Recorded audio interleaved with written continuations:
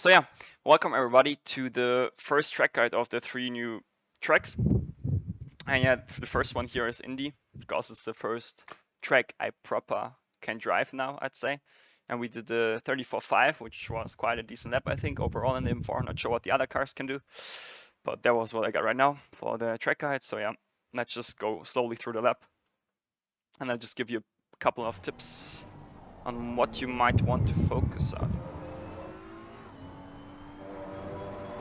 Okay, start finish straight here on the oval. Nothing you can really do wrong. It's just important that you don't slide over all 4 wheels because that's quite easy if you drive if your line is too tight. As like the tarmac, which goes onto the oval, is still part of the infield, so it has less grip. So you essentially want to try to minimize your steering input because if you steer too much, then you get into the 4-wheel drift and you lose just acceleration and therefore top speed at the end of the straight. So you can already mess up your flying lap before you even started. Let me quickly mute myself in Discord till I do the lap guide, and then.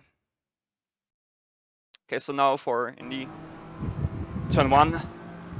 Essentially, you normally want to stay as left as close as possible to the wall here before you start to brake. Slow down here. So we have the 500-meter board, and just before the 400-meter board, really slightly, you see I'm touching the brake here, and it's really important that you stay for the most time straight because you really can't cut the curb here on the inside, right? So you really want to try to maximize the braking in a straight line, so then you can take a late turn in to somehow still open up the corner a bit. Because if you start to steer too early into the corner, you just make it unnecessarily narrow, and you don't want to do that because you can't cut the inside. So that's why it's important to brake really long in a straight line. Then here at the apex, I'm not sure if some cars can take the curb and if it's quick, but what you essentially want to do is, if you have a look,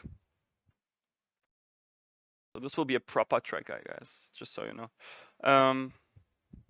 You see here the curb, the first part where it just still increases in its height. That's what you can use, but don't try to take everything here, because if you do that, the car will just basically bottom out and understand, then you will run too wide on the exit.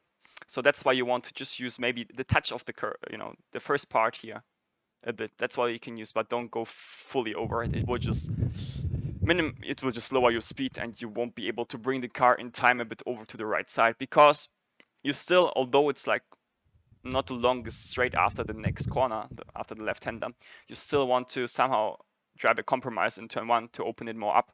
So if we just go now back into the car, I'll slow even more down because it's really important now.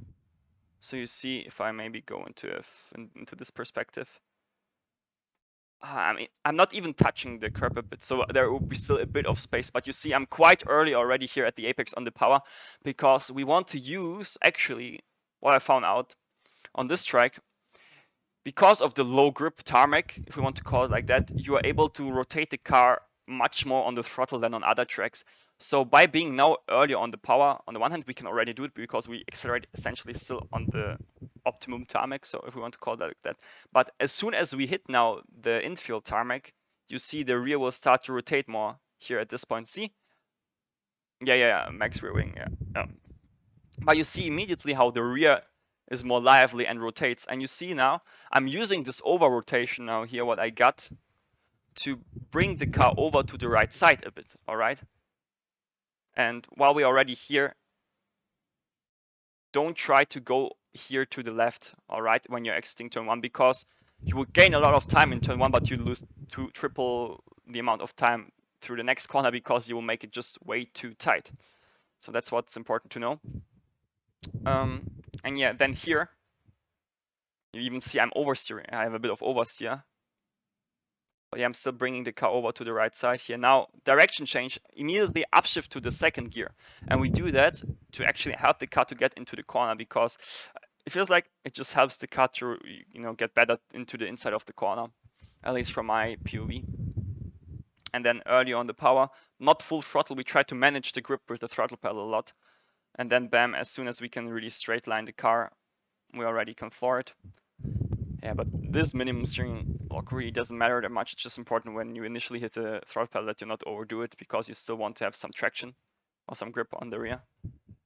Because if the DC cuts everything out, then you didn't gain anything from it. And that's what you also want to know, or just put into your head when you're driving on this track. Especially in the infield, it won't be necessarily the quickest way always to just floor the car because of the grip of the tarmac. So it's definitely beneficial to go first to 80%, let the weight come over to the rear, and then floor it. Okay, then we continue. And now one of the hardest corners on this track. I think the infield is so technical, essentially. Literally one of the hardest and most difficult sections we have in ACC. So the problem is the apex is really late, and you don't see it that early, but it's still, because you're exiting the corner wide here, because you want to open the corner up, right? You want to go to the left, and the problem with that is you let yourself distract really easy to just look what's right in front of the car, because you're just looking at this point, maybe in this direction here, straight. And the problem with that is, if you just look now straight like that, and when you're at the curb, then you only start to look at the apex, it's too late, you can't really react, and this will make your lap really inconsistent. And that was essentially what I struggled in the first few laps in this corner, because I was looking too late at the apex, and as a result I messed up my entry. And when you look early enough at the apex, it just already helps you to drive, because maybe you know it when you drive in real life. If you look where you want to go, you're essentially already steering towards it. So that's why it makes your life much easier if you just look into the corner here at the apex as early as you can. Because as soon as I'm here, even before I'm on the outside here, now I'm already looking at the apex, and I'm just judging with my peripheral vision the space on the left side. And rather just sacrifice half a meter or so on the left side, but instead try to look really into the corner, because this will make your lap or your race time overall much more consistent. Because it doesn't matter if you use half of the meter here on the left side and you still miss the apex, you'll lose much more time. So that's why it's really important to look in this corner at the apex. And here oh, that was my mistake here. Speed it a bit up. And here you see slightly on the brake. Now we go on the power, and we just go first to 80%, try to get the weight back, and then bam, when we think we are ready, we can floor the car again. So it's the same strat a bit here. Maximize the curb here on the exit here. Sometimes you actually can run a bit on the grass. It doesn't gain you necessary time, but it can give you a track cut. So that's important to know. And here, bring the car a bit over to the right side, but already don't try to maximize the track too much, because the problem is, if you do that, you will just be too late on the brakes, as we already need to turn into the next corner. So that's why it's important to not forget that. You can drive a tighter line, you can drive a bit more offline. It doesn't really make that of a difference, but the important part here in the M4 is I'm now still braking, and then bam, the downshift into first gear just helps me to continue the rotation of the car. If I wouldn't do that, the car would just understeer more. So by doing the downshift into first, we can watch it a bit in more speed, you will see it a bit better. So here, bring the car a bit over to the right side, and then immediately turning to the left, brake. And you see how the car is rotating, and then the first gear just helps the car to keep rotating, to keep rotating. And then here, when we go on the power, you see it's like really a continuous amount of rotation we do here. Bam, then second gear on the power. Don't floor it, because if you floor the car here, because of the low grip, you would just over rotate the car, you will lose traction, you will actually accelerate worse in the M4, in my opinion. And it just helps to not even go full throttle. It's a bit counterintuitive to what you would normally do, but it just helps you to manage the grip of the tire much better. It's more consistent, and it's just easier to open up the next corner, which is like literally, I would say, the hardest corner of the track. Because here it's really important to not overdrive the entry. If you drive too quick into the corner, you will end up being too late on the throttle on the one hand, and you will run out of space on the exit. So it's really important to bring the car over here to the left side, rotate it into the corner, and also rather try to rotate the car a touch too much, I'd say. Of course, in the race it will be a bit different, but you can save the rotation or stop it with going on the throttle. So especially in quali, this will be crucial, because it helps you to drive quicker into it. while still being able to be on the power earlier, if that makes sense. And you see here again, if I just go back so you can watch the input, see here on the throttle, first to 80% something, letting the weight go back to the rear, and then bam, flooring it. Be careful with the grass on the left here, because if you go a bit more wide, there's like a dip in the road and you can spin completely. Now for the left-hander here, I'll slow down a bit more. And you see, we take as a braking marker this board here. It's at the 200-meter sign. So just slightly after that 1-2 centimeters, that's where we start to brake. And be careful, if you maximize the curb, you see here, the grass is starting there for a bit of, there's a bit of grass here. So if you maximize the curb and you don't go over to the left side, you will just drive on the grass and you will lose braking performance for a small amount of time. So you can't brake as late as you want if you drive over the grass there. So that's why it's important to still take a bit of the curb, but just keep in mind that it's better to stay just on the white line so you don't drive on the grass there. So that's another corner where it's just really important to know how wide your car is, because otherwise it will be hard to judge it. So here we're braking then, full send. And again, it's actually almost like if you just compare this corner with turn one, it's almost the same. It's the same curb. So you try to do, it's the same approach. So you brake really long in a straight line so you don't sacrifice the space on the right side. And then late entry.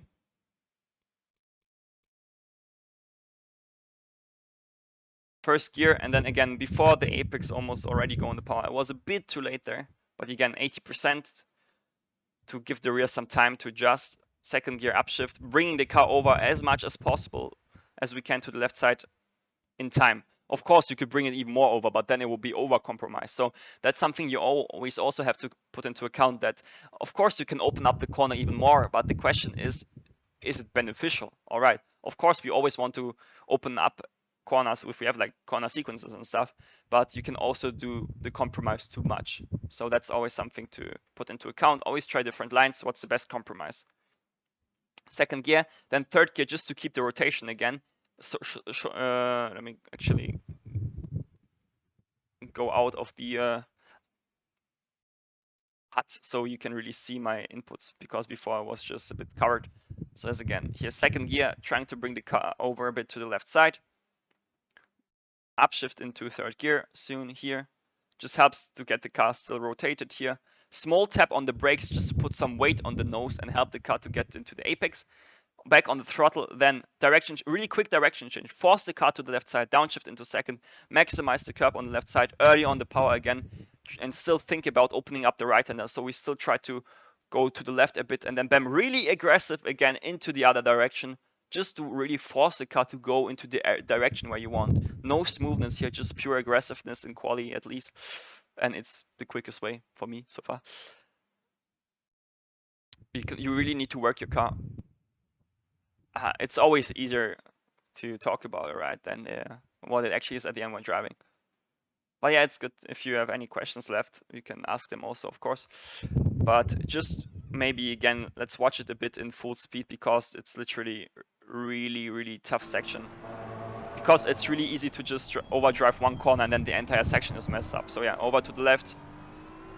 Third gear, small brake, back on the power, bam. Second gear. Look how I'm working with the steering wheel, bam. There is no time through the entire corner where I have no steering lock. It's from left to right, from left to right. Always just keep continuing turning the car. I thought I was too aggressive throughout that sequence, but it makes the most sense. Yeah, definitely. The problem is if you're like smooth, yeah, let the car roll into the corner, wait. It just, you don't have the time to be smooth in this section, in my opinion. You really need to work hard to get the car drive the line you want it to do. Maybe the thing is, right, you also have to think about it that way. The M4 has one of the longest wheelbases, so generally direction changes won't be that easy, so it's even more important to force the car to drive the line with your inputs in this section, in my opinion. All right, so that's what I think. In the Porsche, for example, it might be different, because shorter wheelbase, it rotates, it's a bit better, it is more agile, but then again, it creates more understeer on the throttle. So I think mid-engine cars will have the most easy way through those sections because just of their style and characteristics, because the engine is in the middle of the car, so they don't have like the most amount of weight on the front to get around the corner or on the rear. So generally they will be better in those direction changes. And then one of the toughest exits here also, because if we just go back to the track guide, so you want to cut as much as possible here at the apex, and this will just help you massively to open up the corner, because every time you exit here, you will just slide off into the grass almost. All right, so the more you can cut here, the better. But just keep in mind that it's just really, you need to be really confident to drive actually those lines, because if you look, I'm driving here and the car just goes straight first and then it regrips when I'm back on the normal road. And yeah, here maximizing the road on the left side, always trading risk reward versus being too early on the power and then driving on the grass, of course. And here tight line, and then here as soon as the white line ends on the left side, we open up the corner. Here now in hot lap mode, because the tires are a bit out of the window, I go down one click on the brake bias, then just braking at 320 feet or so, or whatever it is. But you can also, like what I use right now as a reference, it's just my distance to the 300-meter board. So when I'm just like, what, 320, 330 feet away, I'm braking there. But you can also now, from the replay wise, if you have a look, that's now where I brake. And you see here this post or so. You can also use that as a reference point. I someone snap hours yet in using yeah.